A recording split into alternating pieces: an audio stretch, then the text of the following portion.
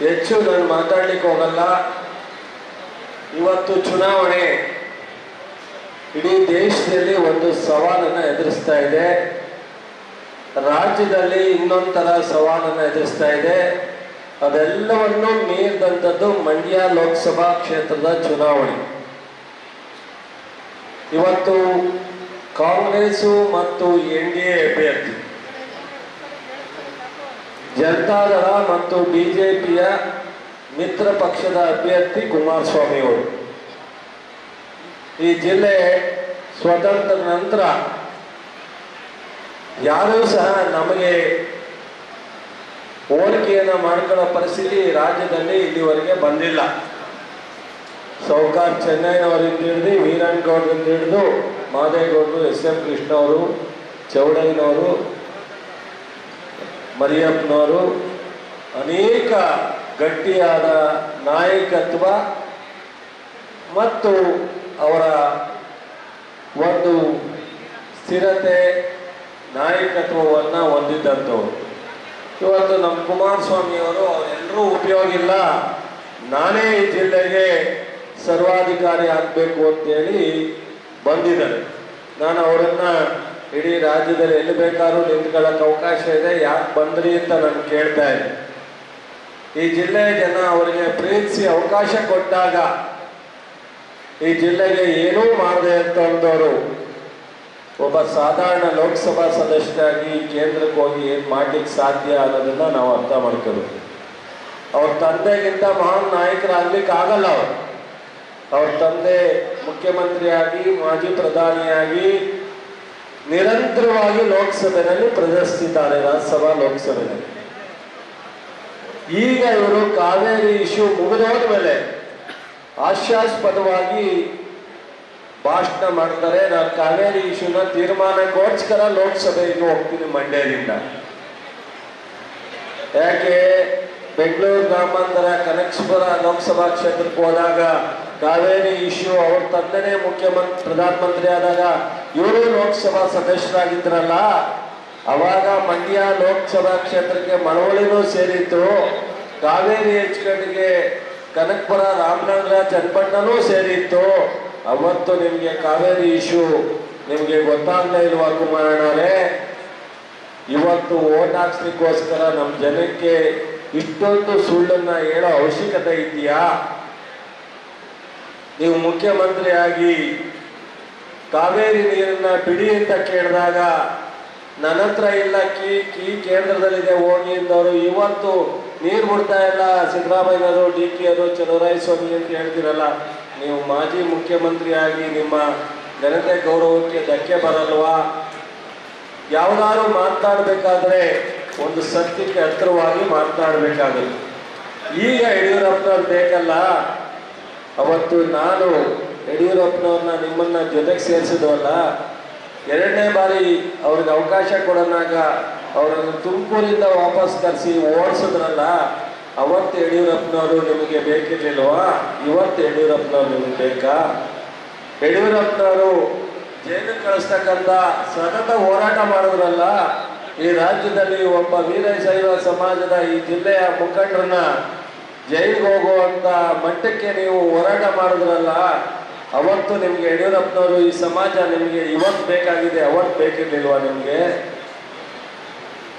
ಅಧಿಕಾರವನ್ನ ಹಸ್ತಾಂತರ ಮಾಡೋ ಟೈಮ್ನಲ್ಲಿ ಅವರ ಮಾತು, ನಿಮ್ಮ ಮಾತನ್ನ ಕೇಳಿ ಇನ್ನೂ ನಿಮಗೆ ವೀರಶೈವ ಸಮಾಜದವರು ಮತ ಕೊಡಬೇಕಾ? ನಿಮಗೆ ಯೋಚನೆ ಮಾಡಿ. ಮಂಡ್ಯ ಜಿಲ್ಲೆಯಲ್ಲಿ ಒಂದೇ ಒಂದು ಈ ಜಿಲ್ಲೆಯ ಈ ಲೋಕಸಭಾ ಕ್ಷೇತ್ರದ 8 ವಿಧಾನಸಭಾ ಕ್ಷೇತ್ರದಲ್ಲಿ ಯಾವುದಾದ್ರು ಒಂದು 100 ವರ್ಷ ಇತಿಹಾಸದಲ್ಲಿ ಜನರಿಗೆ ಉಪಯೋಗ ಆಗೋದನ್ನ ಏನಾದರೂ ಒಂದು ಮಾಡಿದ್ದೀರಾ ನಿಮ್ಮ ಕುಟುಂಬದ್ದು ಅಂತ ಹೇಳಿ. ಕಾಂಗ್ರೆಸ್ ಪಕ್ಷದಲ್ಲಿರ್ಬೋದು, ಜನತಾದಳದಲ್ಲಿದ್ದಾಗಿರ್ಬೋದು, ಈ ಸಾಮಾನ್ಯ ಕುಟುಂಬದಲ್ಲಿ ಬಂದು ಚಲುವರಾಯಸ್ವಾಮಿ ಒಂದು ಮೆಡಿಕಲ್ ಕಾಲೇಜ್ ಆಯಿತು, KSRTC ವಿಭಾಗ ಆಯಿತು, ಈಗ ಹೊಸ ಶುಗರ್ ಫ್ಯಾಕ್ಟ್ರಿ ಆಯಿತು, ಈಗ ಹೊಸ ವಿಶ್ವವಿದ್ಯಾನಿಲಯ ಆಯಿತು. ನೀವು ಯಾವುದಾದ್ರು ಒಂದು ಹೇಳಲಿಕ್ಕಿದೆ ಅದಕ್ಕೂ ನಾನಿದ್ದೆ, ಇದಕ್ಕೂ ನಾನು ಪಾರ್ಟ್ನರು, ಇದರಲ್ಲೂ ನನ್ನ ಭಾಗ ಇದೆ, ಅದರಲ್ಲೂ ನನ್ನ ಭಾಗ ಇದೆ. ನಾವ್ಯಾರು ಇಲ್ಲದೆ ಇದ್ದಾಗ 14 ತಿಂಗಳು ನೀವು ಮುಖ್ಯಮಂತ್ರಿನ ಇದೇ ಕಾಂಗ್ರೆಸ್ ಪಕ್ಷ ನಿಮಗೆ ಮಾಡಿತ್ತಲ್ಲ, ಅವತ್ತು ನೀವು 14 ತಿಂಗಳು ನಾವ್ಯಾರು ನಿಮ್ಮ ಜೊತೆಲಿರಲಿಲ್ಲ. ಈಗಿರ್ತಕ್ಕಂಥ ಮಾಜಿ ಶಾಸಕರೆಲ್ಲ ನಿಮ್ಮ ಜೊತೆ ಇದ್ರು, ಅವತ್ತು ಹಾಲಿ ಶಾಸಕರಾಗಿದ್ರು. ಏನಾದರೂ ಒಂದು ಅಧಿಕೃತವಾಗಿ ಲೋಕಸಭೆ ವ್ಯಾಪ್ತಿಯಲ್ಲಿ ನೀವು ಒಂದು ಬಜೆಟಲ್ಲಿರ್ಬೋದು, ಒಂದು ಅಸೆಂಬ್ಲಿಲಿರ್ಬೋದು, ಒಂದು ಕ್ಯಾಬಿನೆಟಲ್ಲಿರ್ಬೋದು, ಒಂದು ಯಾವುದಾದ್ರೂ ಇಲಾಖೆಯಲ್ಲಿ ಒಂದು ಗುರುತರವಾದಂಥ ಒಂದನ್ನ ನೀವು ಘೋಷಣೆ ಮಾಡಿದ್ರೆ ಹೇಳಿ. ಏನೂ ಮಾಡದಲೆ ಇವತ್ತು ಕಾವೇರಿ ಅಚ್ಚುಕಟ್ಟನ್ನು ಮಾಡ್ತೀವಿ, KRSಗೆ ಅಚ್ಚುಕಟ್ಟಿನಲ್ಲಿ ಅವತ್ತು ನಾನಾ ಆಧುನೀಕರಣ ಮಾಡೋಕ್ಕಾಗಲಿಲ್ಲ, ಇವತ್ತು ಮಾಡ್ತೀನಿ ಅಂತೀರಾ. ನಿಮ್ಮ ಕೈಲಿ ಅಧಿಕಾರ ಇದ್ದಾಗ LHRಗಳಿಗೆ ಲಿಫ್ಟ್ ಇರಿಗೇಷನ್ನ ನೀವು ಕೊಟ್ರ, ನಿಮ್ಮ ಕೈಲಿ ಅಧಿಕಾರ ಇದ್ದಾಗ ನೀವು ಕೊಡೋಕ್ಕಾಗ್ತಾ? ಅಥವಾ ಹೇಮಾವತಿ ನೀರನ್ನ ತುಮಕೂರಿಗೆ ಮಂಡ್ಯಕ್ಕೆ ಹೆಚ್ಚು ತರುವಂಥ ಪ್ರಯತ್ನವನ್ನು ನೀವು ಮಾಡಿದ್ರ? ಸಿದ್ದರಾಮಯ್ಯವರು 2013ರಿಂದ 2018 ಇದ್ದಾಗ ಮಾಡಿದ್ರು. ದಯಮಾಡಿ ಹೇಳಲಿಕ್ಕೆ ನೂರಾರು ಇದೆ. ಕುಮಾರಸ್ವಾಮಿಯವರೇ, ಮಂಡ್ಯಕ್ಕೆ ನಿಮ್ಮ ಸಾಧನೆ ಬಿಗ್ ಜೀರೋ. ಹೇಳಲಿಕ್ಕೆ ಹೋಗ್ಬೇಡಿ. ಸಾಧ್ಯವಾದರೆ ನನಗೆ ಒಂದು ಅವಕಾಶ ಕೊಡಿ ಅಂತ ಕೇಳಿ, ತಪ್ಪಲ್ಲ. ಚುನಾವಣೆ ನಿಂತ್ಕೊಂಡವರು ಚುನಾವಣೆ ಅಭ್ಯರ್ಥಿಯಾಗಿ ಮತ ಕೇಳಬೇಡಿ ಅಂತ ಹೇಳುವಂತೂ ನಾವು ಮೂಢರಲ್ಲ. ಆದರೆ ಇಲ್ಲದ ಸಲ್ಲ ಸುಳ್ಳು ಭರವಸೆಯನ್ನ ಕೊಡೋದು ಬೇಡ. ನಿಮ್ಮ ಭರವಸೆಗೆ ಯಾರು ಇಲ್ಲಿ ನೆಮ್ಮಲಿಕ್ಕೆ ಸಾಧ್ಯ ಇಲ್ಲ.